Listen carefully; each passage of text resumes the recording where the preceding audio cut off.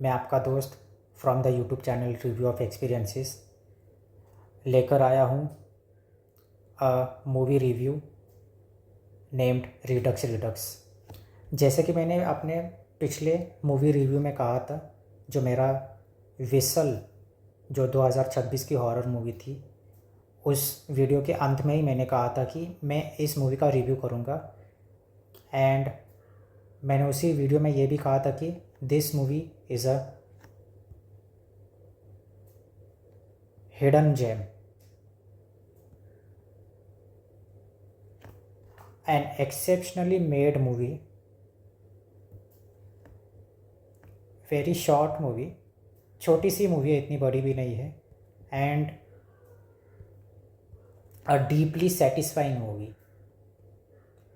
तो आज हम इसी मूवी के बारे में बात करेंगे। मैं इस वीडियो में जल्दी करने की कोशिश नहीं करूँगा बिकॉज मुझे ये मूवी बहुत पसंद है, स्पेशली दिस एक्ट्रेसेस एक्टिंग। मतलब मैं बात करूँगा कि such a fine job she did. तो चलिए शुरू करते हैं इस मूवी के रिव्यू को। तो इमेजिन कि आपके पास एक टेलीफोन बूथ समझ लो, उसके आकार की एक मशीन है जिसको हम यूनिवर्स हॉपिंग मशीन बोल सकते हैं। तो इस मूवी की मेन एक्ट्रेस जो लीड है, प्रोटैगनिस्ट, वो है आयरीन, जो कि है दिस अमेजिंग एक्ट्रेस। तो शी इज़ अ मदर जिनकी बेटी, जिनका नाम है एना, उनका ब्रूटली मर्डर हो जाता है एक किलर के द्वारा जो है नेविल।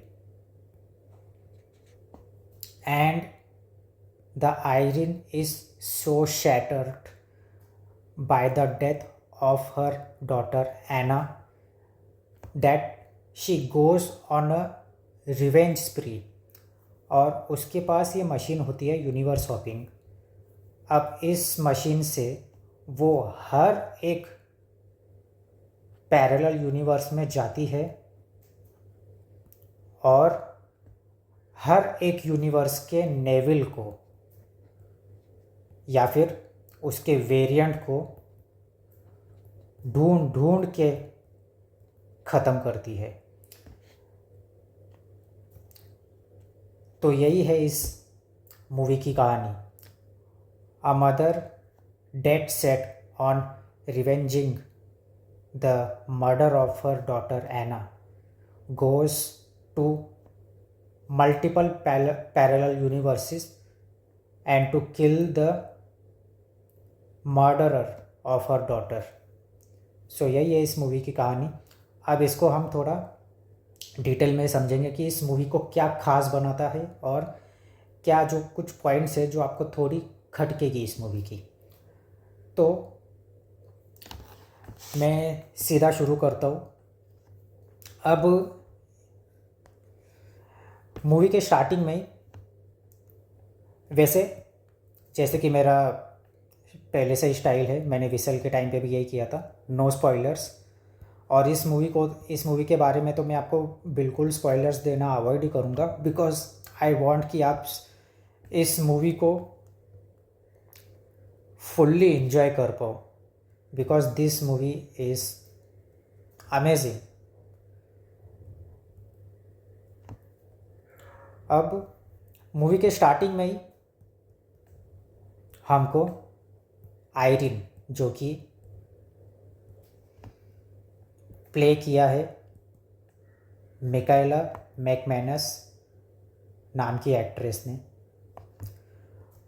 उनके मोटिव्स पहले ही सीन से पता चल जाते हैं। जैसे कि वो नेविल को कैसे मार रही है, तो छोटे छोटे शॉट्स। एंड स्टार्टिंग का ही एक सीन है बड़ा ही ब्यूटीफुल कि आयरीन किसी को जला रही है, obviously that is Neville. Beautiful shot.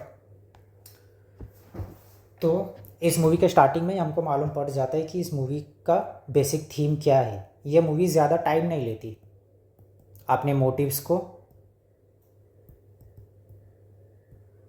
Establish करने के लिए।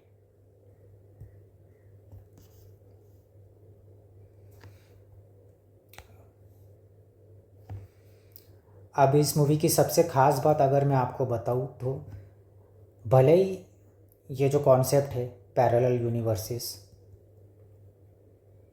ये थोड़ा फैंसी सा साइंटिफिक कॉन्सेप्ट आपको लगता रहेगा। इसके ऊपर काफ़ी मूवीज़ भी बनी है। मार्वल में दो डॉक्टर स्ट्रेंज की अभी अभी मूवी आई थी वांडा के साथ, तो आपको लगेगा कि सीजीआई होगा इसमें, ऐसा वैसा नहीं। यही इस मूवी की सबसे बड़ी ख़ास बात है कि इसमें कोई सीजीआई नहीं है, मतलब मिनिमल सा होगा अगर देखा जाए तो। But the main theme of this movie is revenge and its dire consequences.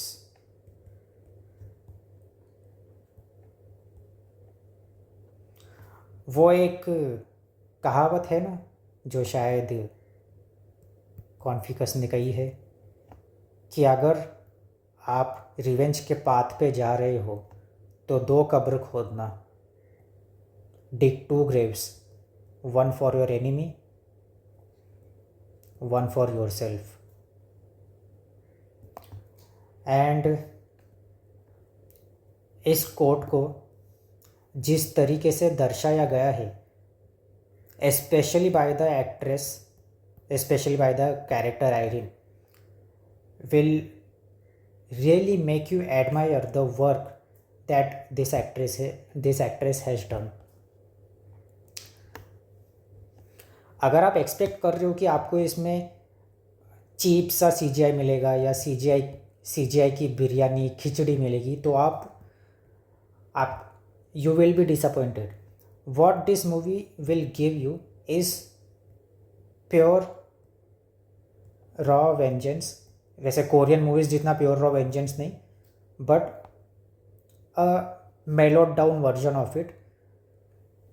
आपको इस मूवी में यही मिलेगा and the emotions attached to it. And ये मूवी में वो यूनिवर्स हॉपिंग मशीन कहाँ से आई, इसका लोर क्या है, इसकी कहानी क्या है, इस चीज़ को इस मूवी के डायरेक्टर्स ने रिवील नहीं किया है, जिससे कि ये मूवी में एक मिस्ट्री सी भी बन जाती है, जिससे हमारा ध्यान नहीं भटकता है इस मूवी के मेन थीम से। वैसे directors Kevin McManus and Matthew McManus है। आपने अगर ये चीज़ पकड़ ली होगी तो they are the brothers of this amazing actress Mikaela McManus.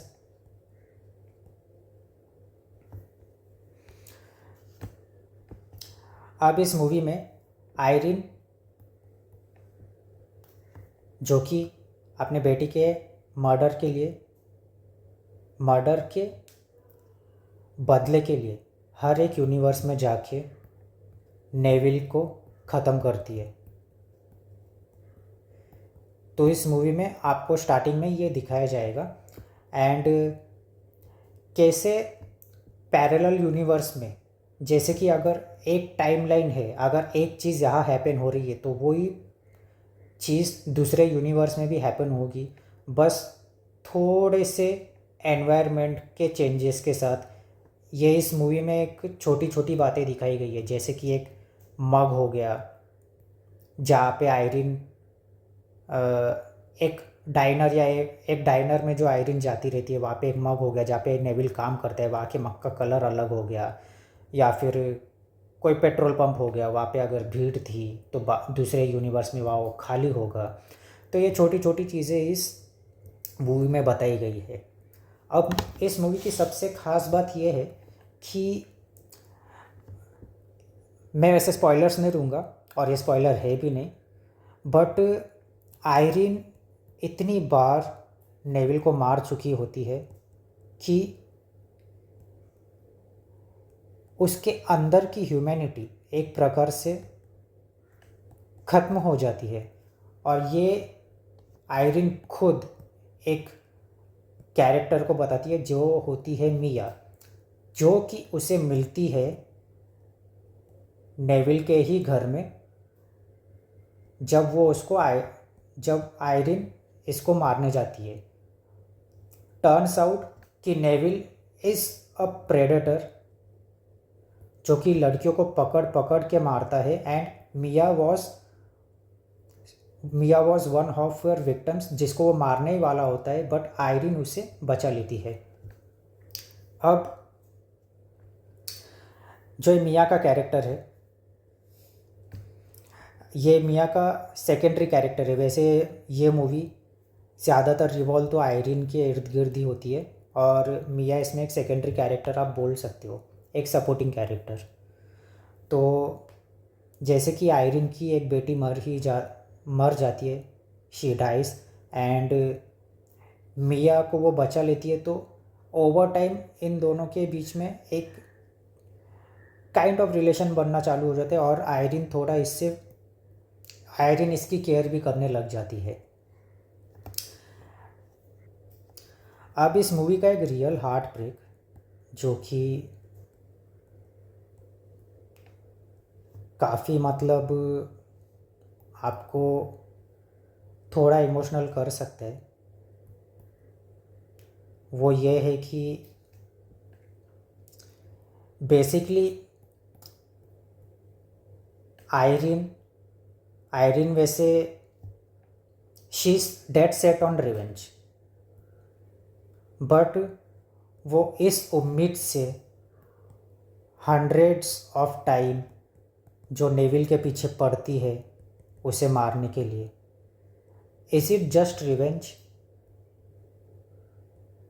Yes it is, but इसकी एक और चीज़ जो कि आयरिन होप करती है, विच इज़ वेरी सैड, कि कोई तो यूनिवर्स होगा, कोई तो यूनिवर्स जिसमें मेरी बेटी एना जिंदा होगी। वो इतने यूनिवर्सिटीज़ घूम चुकी है, बट इस आशा में कि मुझे अपनी बेटी एना ज़िंदा मिल जाए, तो मैं अपने इस डिस्ट्रक्टिव पाथ ऑफ रिवेंज को चलना बंद कर दूंगी। तो ये एक सीन में आयरिन मिया को बोलती है। Scene is very sad and beautifully acted by Mikaela. I can't stress that enough. She is, इसका तो मैं इनके बारे में तो मैं अलग से लास्ट में बोलूँगा, अभी तो नहीं। अब डायरेक्टर्स, इसमें जो डायरेक्टर्स ने काम किया है, एनवायरनमेंट को एक प्रकार से डिज़ाइन करना, एक आइडिया को एस्टेब्लिश करना कि it is a revenge, but a parallel universe type of revenge with grounded approach, ये आपको काफ़ी पसंद आएगा। इसमें जो ग्राउंडेड अप्रोच रखा गया है, despite operating on such a scientific and sophisticate concept, ये आपको काफ़ी पसंद आएगा इसमें।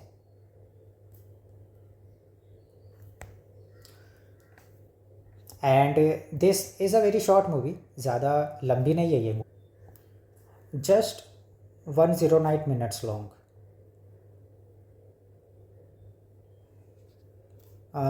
बोल सकते हो कि 1 घंटा 49 मिनट्स, 1.25 घंटे की मूवी।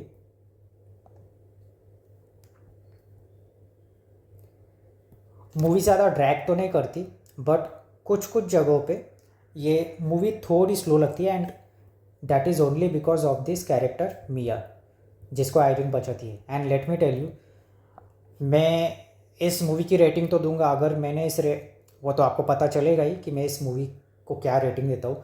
अगर मैंने इस मूवी के नंबर अगर कुछ काटे, तो वो इसी कैरेक्टर की वजह से काटूंगा।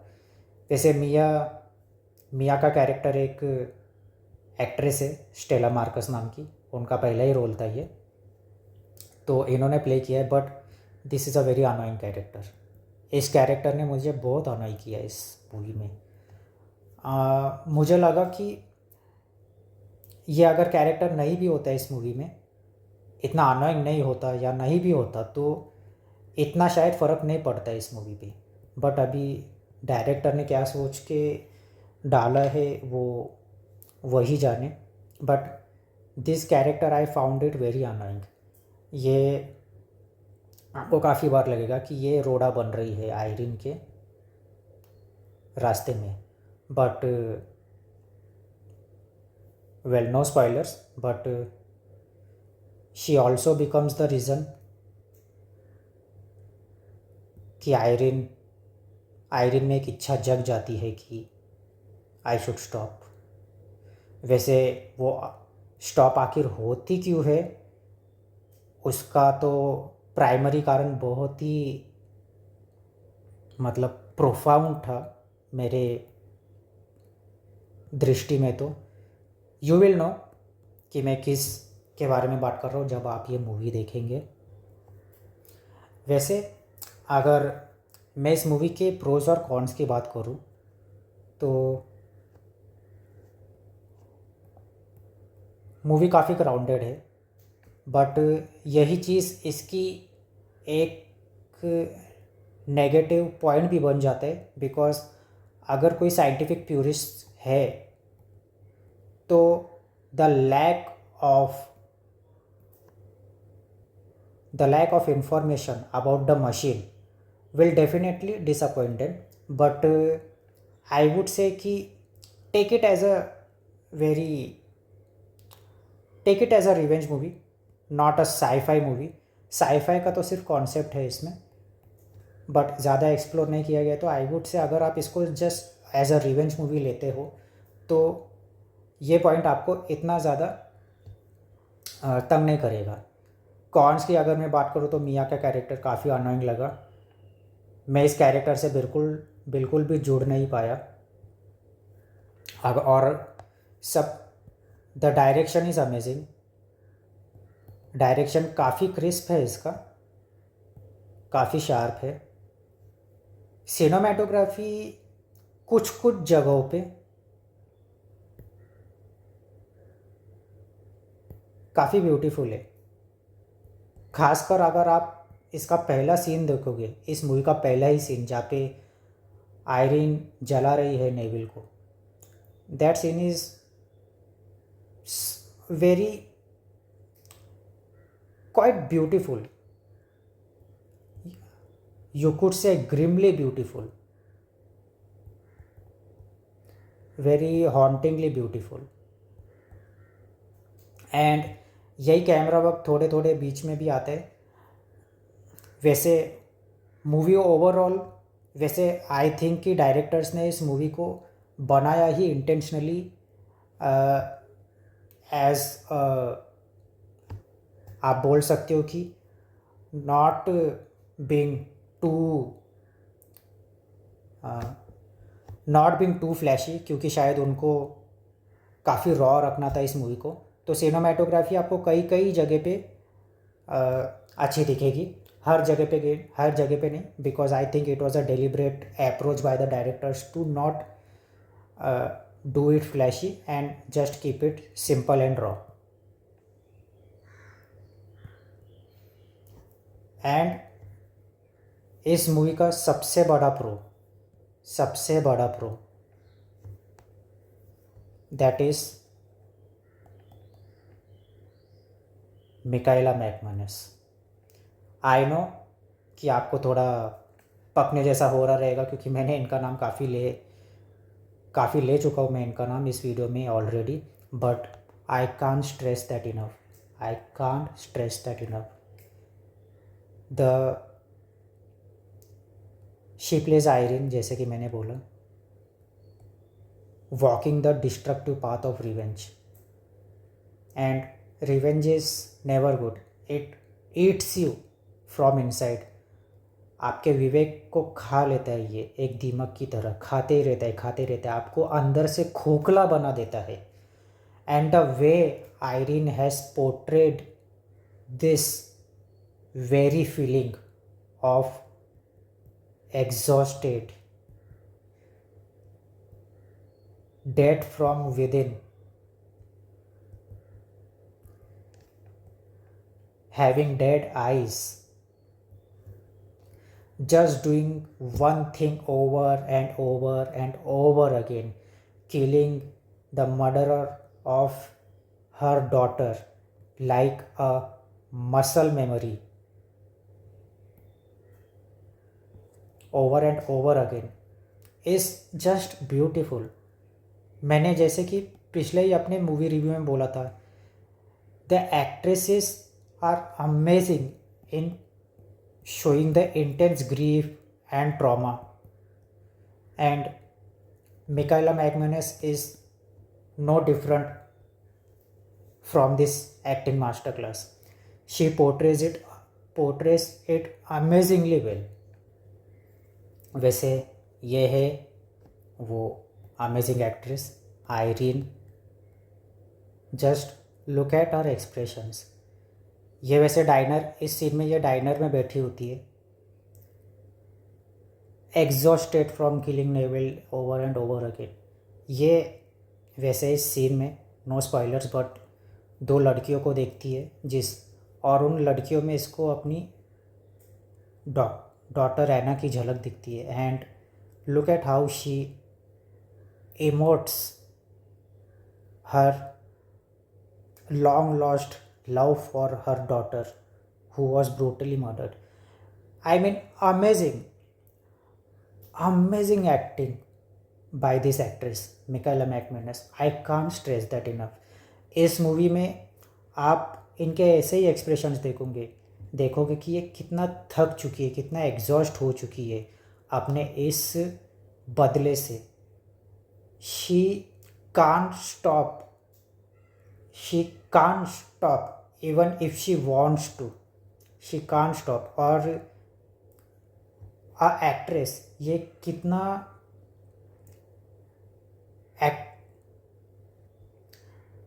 and it is such a difficult job to say 1,000 words, say so much without saying anything. आपको इस पूरी मूवी में इनकी एक्टिंग से यही पता चलेगा. The way she emotes little things, small things, कैसे ये अंदर से खोखली हो चुकी है, इसकी ह्यूमैनिटी अंदर से मर चुकी है, कैसे ये अपने चेहरे से इमोट करती है. ये actress is nothing short of exceptional, amazing. And I think this is one of the best performances that I have ever seen. I know आप इस पे मुझे ज़रूर ट्रोल कर सकते हो, but let it be. I am very biased towards this movie. मैं जब भी ऐसे एक्ट्रेसेस का काम देखता हूँ जो इतना अच्छा काम करती है, I just can't stop my self from praising them enough. एक ऐसी मूवी थी, एक रिवेंज ड्रामा, द नाइटिंगेल नाम की. इसका रिव्यू भी मैं एक दिन ज़रूर लाऊंगा. ये भी एक वैसे फीमेल ड्रिवन मूवी थी, रिवेंज ड्रामा. मैंने इसके बाद अगर कोई इतनी अच्छी मूवी और इतनी अच्छी and such a beautifully acted movie अगर देखी है तो ये रिडक्स ही है. एंड मैं तो कहूँगा कि इसमें से मेजर चंक ऑफ जो श्रेय जाता है वो इन्हीं एक्ट्रेस को जाता है. एंड ये आपको बांध के रखेगी. अगर मैं आपको एक एग्जांपल दूँ, जैसे कि एनिमल मूवी आई थी, जैसे कि कबीर सिंह मूवी आई थी. संदीप रेड्डी वांगा को बहुत सारे लोग वैसे पसंद नहीं करते होंगे. Personally I love his directing style. The way he boldly portrays his ideas without thinking of consequences is quite refreshing. But अगर आप पसंद ना भी करते हो संदीप रेड्डी वांका और उनके आइडियाज़ को और उनके फिल्म्स को, आप ये डिनाई नहीं कर सकते कि उनकी जो तीनों मूवीज़ हैं, अर्जुन रेड्डी, कबीर सिंह और एनिमल, उन तीनों में आपको एक बहुत अच्छी एक्टिंग देखने को मिलेगी, भले वो विजय देवरकोंडा, शाहिद कपूर या एनिमल के रणबीर कपूर। जब एक स्टोरी अगर स्लो भी हो रही है, जो कि इस मूवी में भी थोड़ी जगह पे स्लो हो जाती है कुछ कुछ इंस्टेंसेस पे, बट वो पिकअप भी जल्दी कर लेती है, तो the main actor, the lead actor और actress is the glue of that loose plot or the loose story which is dragging a bit। And इस मूवी में भी ऐसा ही है। एंड आप उस एक्ट्रेस की एक्टिंग को देख के ऑ में आ जाते हो, जैसे कि मैंने शाहिद कपूर, विजय और रणबीर कपूर के बारे में बोला, तो इस मूवी में भी ऐसा ही है। कई कई ड्रैग करती है ये मूवी, बट इन एक्ट्रेस की वजह से, मिकाela की एक्टिंग की वजह से आप उतना बोर नहीं फील करते हो। वैसे मूवी है ही शॉर्ट, तो इतनी बड़ी मूवी है भी नहीं कि आपको बोर होने का मौका भी मिले। काफ़ी टाइट मूवी है ये, अपने कॉन्सेप्ट्स और अपने प्लॉट को काफ़ी जल्दी जल्दी एस्टेब्लिश करके एग्जीक्यूट भी कर देती है ये। So yes, amazing acting by this actress Michaela McManus. ये है वो Mia character who is the most annoying part of this movie. मैं अगर इस मूवी के नंबर काटूंगा ना, इसी कैरेक्टर की वजह से काटूंगा। आई डोंट नो डायरेक्टर ने इस कैरेक्टर को क्यों लिया। वैसे इनका नाम है स्टेला मार्कस, पहली मूवी है ये इनकी, मतलब रियल नाम, एक्ट्रेस का नाम। इनकी भी एक्ट्रेस अच्छी ही थी, बट आई डोंट थिंक इस कैरेक्टर की इतनी ज़रूरत थी। ये है वो किलर नेविल, इनका कैरेक्टर प्ले किया है जेरेमी होम ने। इनका वैसे इतना रोल तो नहीं है इस मूवी में, बस क्लाइमैक्स में आके थोड़ा सा आपको इनको देखने को मिलता है, but not a major role. Basically the protagonist is Irene and secondary character is Mia. इस मूवी को अगर मैं एक और इसका अगर पॉजिटिव पॉइंट बोलूँ, तो जैसे मैंने पिछले अपने मूवी रिव्यू में कहा था कि मैं म्यूज़िक पे काफ़ी ध्यान देता हूँ। इस मूवी का म्यूज़िक भी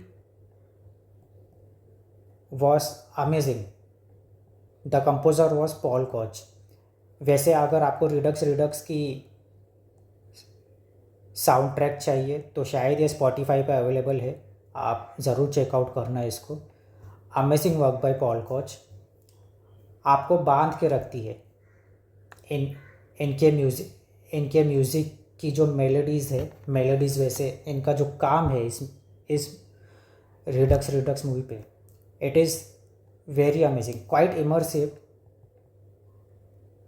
इमर्सिव इन द सेंस कि आपके अंदर वो इमोशंस भी एक प्रकार से जागेंगे जो आयरिन अपने अंदर महसूस कर रही है। The things that are at stakes, कैसे revenge explodes you at the same time makes you shallow. काफ़ी अच्छे से इनका म्यूज़िक इस चीज़ को दर्शाता है। सो ये आप कह सकते हो कि ये इस मूवी का another one of the many pro है, पॉजिटिव पॉइंट है पॉल कॉच का म्यूज़िक डायरेक्शन। इस मूवी में एक सीन है, मैं आपको बताऊंगा नहीं, towards the climax, and that scene is quite emotional. आपको पता चल ही जाएगा कि मैं किसके बारे में बात कर रहा हूँ। मैं आपको एक हिंट दे देता हूँ, डोंट टॉक टू स्ट्रेंजर्स। आप मूवी देखोगे तो आपको भी पता चल जाएगा कि मैं इसके बारे में क्यों बात कर रहा हूँ। such a beautiful scene, such a sad yet emotional, emotionally beautiful scene. And again, the relief and the sadness that Irene portrays in that scene is just amazing. आप फील कर पाते हो कि इसके मन में क्या चल रहा है, ये कितनी रिलीव्ड है कि, और एंड येट कितनी सैड है कि she can't experience that relief, that hollow feeling of being close to the being close to the person she loves the most in the world. आप फील कर पाओगे इनकी एक्टिंग में, उस सीन में. Beautifully directed scene, beautifully acted scene by the actress and very well executed by directors. So yes, that was it, my review of this movie. मैं इस मूवी को 4.5 आउट ऑफ स्टार्स दूंगा. ये मेरी पर्सनल रेटिंग है, my subjective opinion. आप इससे disagree कर सकते हो, but I am very biased towards this movie. मुझे मूवी काफ़ी पसंद है.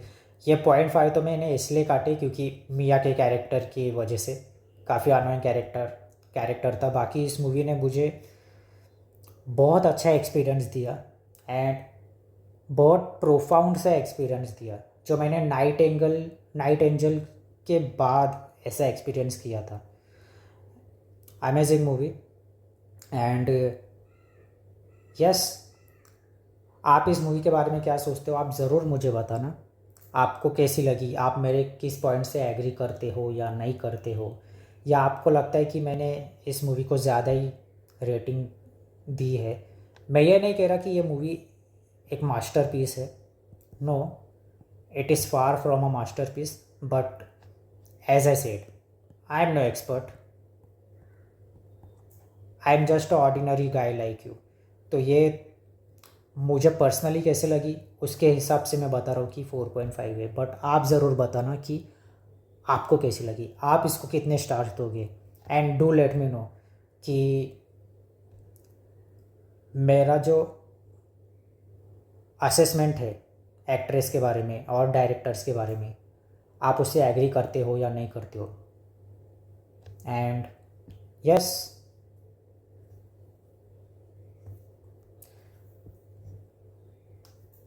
This was my review of Redux 4.5 out of 5. जैसे कि मैंने बोला था, मैं ऑब्सेशन का भी रिव्यू ज़रूर डालूँगा. बट ये इतनी गंदी हीट वेव चल रही है अपने मुंबई में, साथ में ह्यूमिडिटी, तो मुझे बाहर जाने का मौका बिल्कुल भी नहीं मिल रहा है. आई नो कि मैंने रिडक्स का रिव्यू 2 दिन के बाद बोला था, बट मुझे काम आ गया था, इसीलिए मैंने इतना देर से डाला. So I am sorry for that. But I promise, अगर मुझे अच्छा रिस्पॉन्स आया तो मैं ज़रूर जल्दी डालूँगा आपने जो भी फ्यूचर वीडियोस है. अगला तो शायद ऑब्सेशन ही होगा.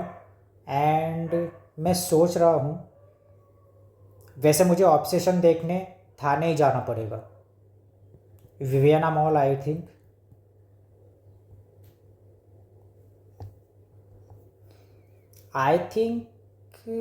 जहाँ तक मैंने लास्ट टाइम देखा था कुछ ही घंटों पहले, तो ये शायद सिनेपोलिस लेक शोर थाने ऐसा ही कुछ नाम लिखा था वहाँ पे, एंड ब्रैकेट में लिखा था एक्स विवियाना मॉल. तो मुझे तो वैसे यहीं पे जाना पड़ेगा. एंड मैं सोच रहा हूँ ऑब्सेशन के साथ 1441 पिज़्ज़ेरिया इन थाने का भी रिव्यू डालूँ. जो कि मैं ऑब्सेशन देखने के बाद जाऊंगा यहाँ पे। एंड आई थिंक कि ये Prashant corners which is one of the most famous shop in Thane, वैसे स्वीट का शॉप है, मैंने काफ़ी सुना है इसके बारे में। मैं इन दोनों जगहों को भी ट्राई करना चाहता हूँ। एंड आई थिंक कि जब मैं ऑब्सेशन देखने जाऊँगा तो उसी दिन इन दोनों को ट्राई करने का अच्छा सा सेंस बन जाएगा, क्योंकि मौका भी है तो वाई नॉट टेक इट। तो मैं इन दोनों के अलग अलग रिव्यूज़ लाऊंगा। वैसे 144 पिज़्ज़ेरिया मैं जैसे कि आपको बता ही चुका हूँ, Joy's pizza is the gold standard of pizza and I still stand by it. I don't know ये इस चीज़ को, इस उस स्टैंडर्ड को छू पाएगा या नहीं। जहाँ तक मैंने सुना है कि they try to follow the authentic Italian process of making pizzas. Let's see कैसा ऑथेंटिक, कितना ऑथेंटिक बना पाते हैं ये, क्या ये जोइस पिज़्ज़ा के आसपास भी आ सकता है या नहीं। I would tell you in my review of 1441 pizzeria. And Prashant corner का तो यहाँ पे काफ़ी चीज़ें ट्राई, वैसे इतना स्वीट तो मैं खाता नहीं, बट पर्सनली मुझे चमचम अगर यहाँ मिल गई तो मैं ज़रूर यहाँ ट्राई करूँगा। यहाँ पे मैंने सुना है कि काफ़ी फेमस, मतलब स्पेशलाइज्ड जो लोगों को पसंद है वो काफ़ी पसंद आती है। तो मैं वो चीज़ भी ट्राई करूँगा और आपको ज़रूर बताऊँगा। मैं चमचम इसलिए बोल रहा हूँ क्योंकि चमचम हर जगह नहीं मिलती, और जितनी जगह खाई है मैंने हर जगह पे चमचम अच्छी नहीं मिलती। तो मैं देखना चाहता हूँ कि अगर चमचम यहाँ मिलती है तो वो कितनी अच्छी होती है एंड कितनी ऑथेंटिक होती है। क्योंकि मैंने बहुत कम ऑथेंटिक चमचम खाई है जो लिटरली लगता है कि yes it is fresh and it is sweet. बाकी जगह की तो चमचम इतनी टेस्टी होती नहीं, but let's see. Prashant corner 1, so my future videos will be obsession का रिव्यू, देन 144 पिज़्ज़ेरिया का रिव्यू एंड प्रशांत कॉर्नर का review. This will be my future videos. हाँ, इसमें चेंजेस आ सकते हैं अगर मैं कुछ बीच में कोई वीडियो डाल दूँ जो मुझे लगे कि मैं डाल रहा हूँ, but this 3 will definitely come in the upcoming days. So yes my friends, time आ गया है आपको सायोनारा कहने का। आप सेफ रहिए, हैप्पी रहिए, बी सेफ, बी हैप्पी और हेल्दी रहिए एंड बी हेल्दी। एंड जैसे कि पिछली बार भी बोला था, हीट वेव है, बाहर ज़्यादा मत निकलना until it is very necessary. बाहर निकल रहे हो तो बड़ी बॉटल ज़रूर लेके निकलना, एंड हो सके तो इलेक्ट्रोलाइट्स या ग्लूकोन डी या जो भी आपके पास हो आप रख सकते हो, या नींबू पानी की एक बॉटल ज़रूर रखना, क्योंकि अपने बॉडी को इलेक्ट्रोलाइट्स की ज़रूरत पड़ती है। So yes, please be safe and इतना एग्जर्ट मत करना। जान है तो जान है, बाहर जाना अवॉइड कर सकते हो तो पूरी तरह अवॉइड करना। मैं नहीं चाहूँगा कि काम के चक्कर में आप अपनी तबीयत ख़राब कर लो। So yes, be safe, be happy, be healthy. That was it from my side. I will see you in the next video. Jai Hind, Vande Mataram. Bye.